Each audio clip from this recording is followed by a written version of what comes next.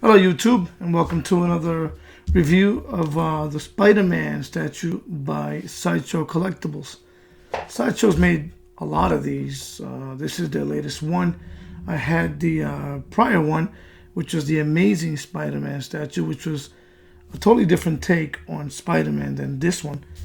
This one is the Todd McFarlane edition, and you'll see why if you're familiar with the Todd McFarlane in a little bit.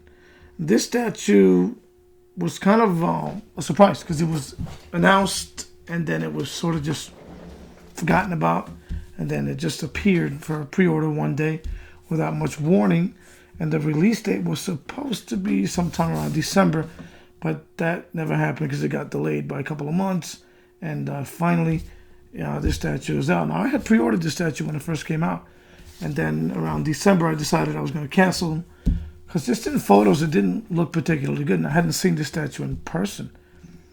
And about a week and a half ago, I ordered him from Sideshow after selling my Amazing Spider-Man by Sideshow as well.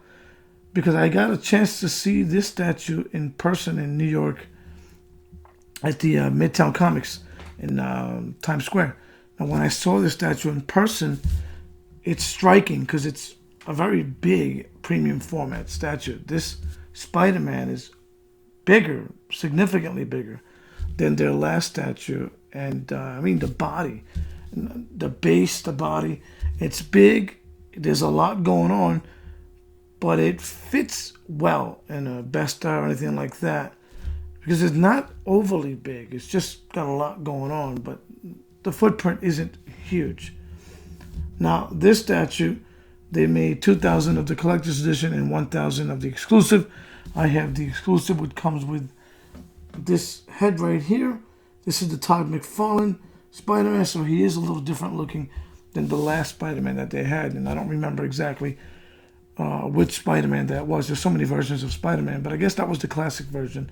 And I did like that statue very much. It was very dynamic, and it really presented Spider-Man the way you know Spider-Man, right? There was no weird feelings about that statue. Everyone seemed to like it, and I loved it myself. But statues have gotten so expensive that in order to get this one, which I liked much better once I saw in person, I had to sell that one, and then that's how I ended up buying this one. So we're going to get to the review. This Spider-Man is in a Dr. Octopus base. That's the theme here. And there's a lot of stuff going on here. And it's well made for a statue that has so much happening. It doesn't overwhelm you, even though it almost wants to. So when you start at the very bottom of the base, it looks like Dr. Octopus tentacles are wrapped around what looks to be an Oscorp office. And there's cut wires everywhere, or cut metal, and in between the metal you see these green wires, which my camera does not pick up particularly well, but there are a lot of it looks to be copper wires inside of these green covers in them. So it's actually very, very cool. And I guess they went with the green to keep up with the Dr. Octopus theme. If you look at the base, work your way up the base, you'll notice that it'll have Peter Parker's camera right there wrapped in his web. It looks great, actually. And then as you keep moving up, there's a Dr. Octopus tentacle also wrapped in Spider-Man's webbing, which looks great. And I like that the webbing is translucent, and it looks that way throughout. They're very consistent with the way it is. It's got a couple of Dr. Octopus arms. This one here in particular, Peter Parker's left arm, is shot the web into this particular Dr. Octopus claw. He's got it shut, and he's using it as support. It looks great. It looks very natural. I like that he looks like he's in a battle. It captures the battle scene very well. There's nothing about this that looks awkward. I've been looking at the XM Studios one that they recently released, which is kind of similar. It's also on the Dr. Octopus base, and it has some nods at the Green Goblin with the pumpkins. This one doesn't. But that statue, it doesn't look natural. Spider-Man doesn't look as good as this Spider-Man. Now, some people prefer the XM one, and again, it's a matter of taste, right? For me, this one doesn't look awkward. This Spider-Man looks good. It looks like a natural pose. It looks believable, where the other one just looks plasticky and just not right. Again, some people may like that. That's not for me. So as you continue to move up this base, you see one of the tentacles has ripped through this Oscorp, looks to be a computer monitor. Now, it's pretty big.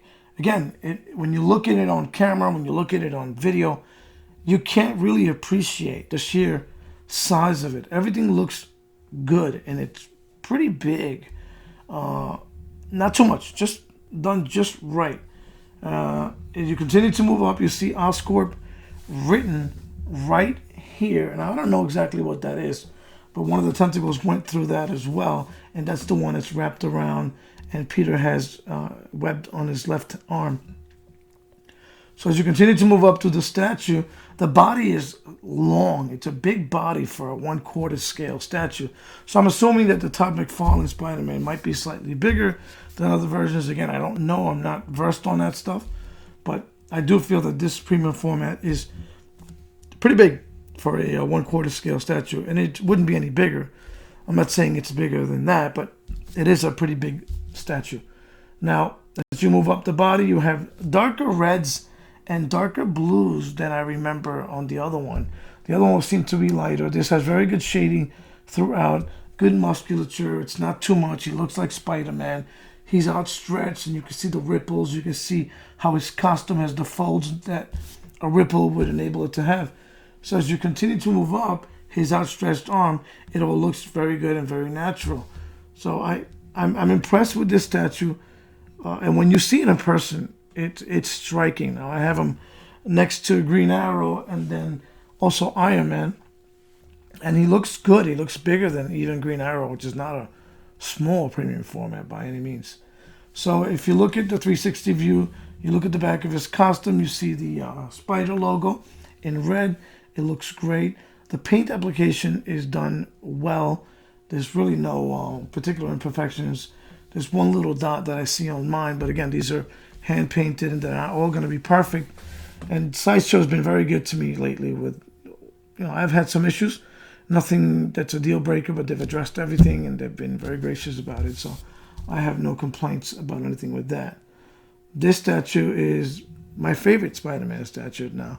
When you get something and it's new, you tend to like it for a while, then you move on. But this is a statue that I had on my eyes for a while, and then when I saw it in person, I knew I had to have it. I like this so much more than the previous Spider-Man that I had by Sideshow, which was good. But this, in my opinion, is better. It's just a bigger statue. It has more presence, and it looks good. It would have been great if I could have kept the other one, but that just wasn't to be. So I'm going to show you what the exclusive head looks like. This is the collector's edition. It's your more traditional Spider-Man with your typical eyes, and the left eye is winked because he's shooting the webs. And it's nice. It's pretty heavy. It's a pretty good size head. So as I put on the exclusive edition, this is the Todd McFarlane one, and it's got the big bug eyes. They're huge. And in photos, I wasn't sure about this. I wasn't really that crazy about it. But in person, and when you look at it, this portrait really stands out. There is a pretty big negative about this statue, and it's the head seam. They can't seem to get that right with these Spider-Man statues, and I guess it's because there's no real way of hiding it. It doesn't go. In my opinion, if they would have went with what they're doing lately, which is basically from the shoulder down, it would have probably hid the seam. But it just, the way it is right now, again, you're not going to see it on this video. The seam is pretty glaring, and it's even worse with the exclusive head. That's a drawback. Otherwise, I really don't have many complaints now. Assembling this statue took a little bit of work because there's a lot of moving parts, and they also included at the tentacles here lights. These light up, but they don't seem to really go in that well, and it's a pain because you have to remove them in order to get the light up feature on. But when it's on, it's pretty cool. They're not particularly strong lights, so it's not gonna really add a lot to the statue. And again, putting it in, after you take it out is a chore. They could have done this better, in my opinion, but you're not gonna. I guess you can't have it all. And there it is with the light up feature. Again, the lights are not particularly strong. It's kind of a dull green, if you will, but it's a nice touch. Even if it's not something you're gonna maybe use a lot, but it looks great in person. Again, I'm not sure that I'll be using that feature much, but it's there anyways, so why not? So yeah, these are more of a friction fit, which I'm never crazy about when it comes to bigger parts. It's one thing if you have a friction fit on the web, which they do here. It's a friction fit onto his hand. It's not a big deal. You can get away with that. But these seem to be a pretty big part of the statue, and they're at the ends, and they tend to be a little heavy, even though they're not overly done. So overall, I think it came out great. It's a beautiful statue. It's got a good size to it, good presence, and if you're in the market for a Spider-Man, I recommend it. You could do a lot worse than this, and in my opinion, right now, it's the best Spider-Man in the market. Again, statues come out all the time, so that could change any moment. But for now, I'm very happy with this purchase, and I think if you end up buying this statue, you'll be happy as well. Thank you for tuning in to one of my reviews. I appreciate all your views. Thank you very much, and have a good night.